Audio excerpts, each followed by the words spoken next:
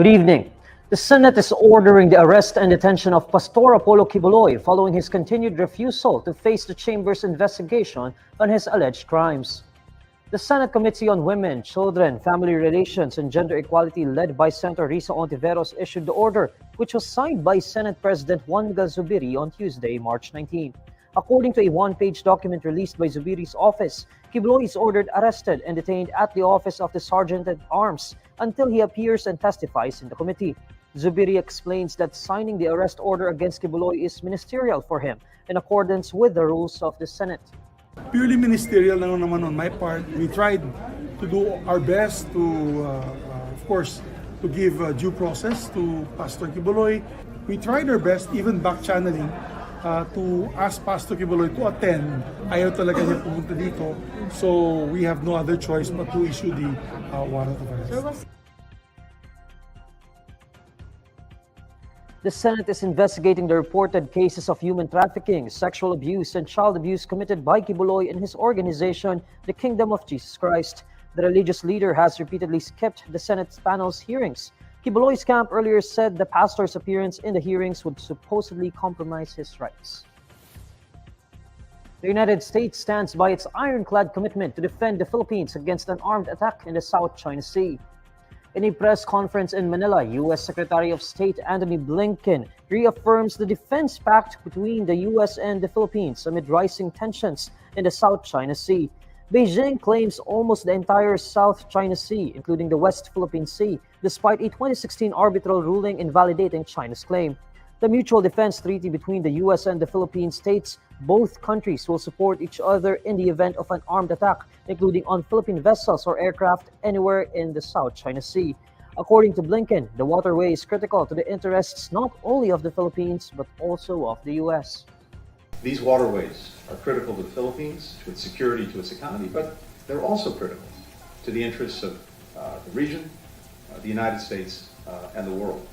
It's why we stand with the Philippines and stand by our ironclad defense commitments, including under the Mutual Defense Treaty.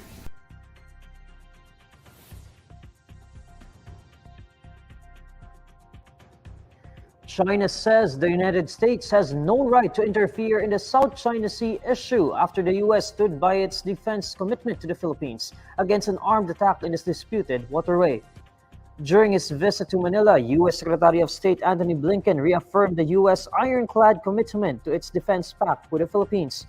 In response, Chinese Foreign Ministry spokesperson Lin Jian says the U.S. is not a party to the South China Sea issue. 美国不是南海问题的当事方，也无权介入中非两国之间的涉海问题。 These waterways are critical. China's harassment of Philippine vessels continues despite an arbitral ruling invalidating Beijing's sweeping claim over the South China Sea. According to Lin, military cooperation between the U.S. and the Philippines should not harm what he called China's sovereignty in the South China Sea. 美菲的军事合作不得损害中方在南海的主权和海洋权益，更不能以此为菲律宾的非法主张站台背书。中方将继续采取必要的措施，坚定捍卫自身的领土主权和海洋权益，维护南海的和平稳定。 The Commission on Appointments bypassed Ranulfo Sevilla's promotion as Brigadier General of the Armed Forces of the Philippines following the opposition filed by his wife Tessa Luz Reyes Sevilla. Sevilla's wife Tessa earlier said Ranulfo did not deserve to be promoted due to his alleged physical and mental abuse against her and their children. Sevilla's confirmation hearing was earlier deferred at the committee level as Senator Risa Ontiveros requested to personally question him regarding the opposition of his wife. In an ambush interview, Senate President Juan Miguel Zubiri says Ontiveros was not satisfied with Sevilla's supposed promise to provide for his family. Bypass siya.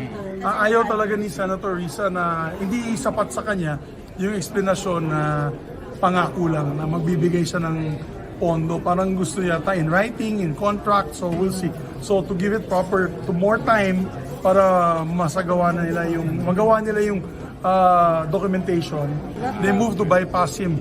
He has to come back for his confirmation.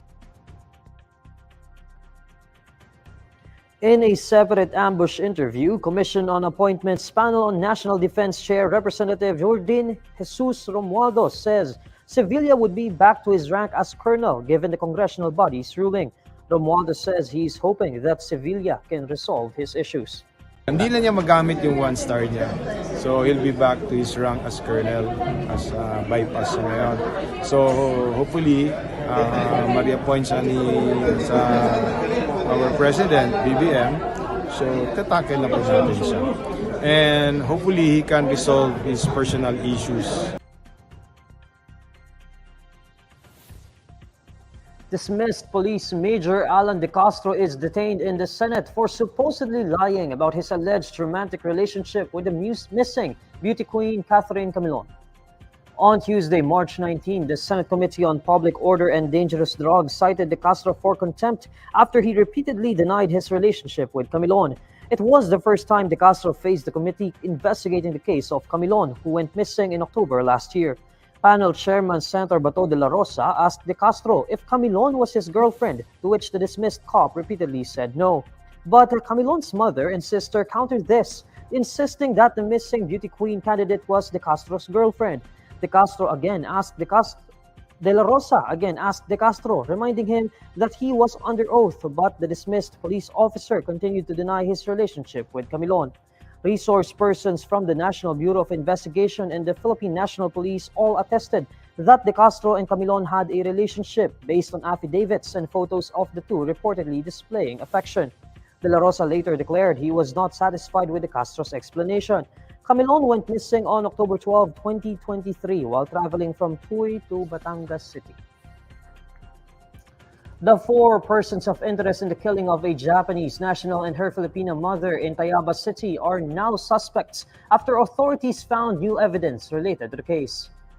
According to the Quezon Police Provincial Office, the Special Investigation Task Group Motegi implemented a search warrant at a suspect's house where the crime was allegedly committed based on the witnesses' statements. Police say they recovered Japanese yen equivalent to 30,000 pesos and other evidence that corroborates witnesses' statements.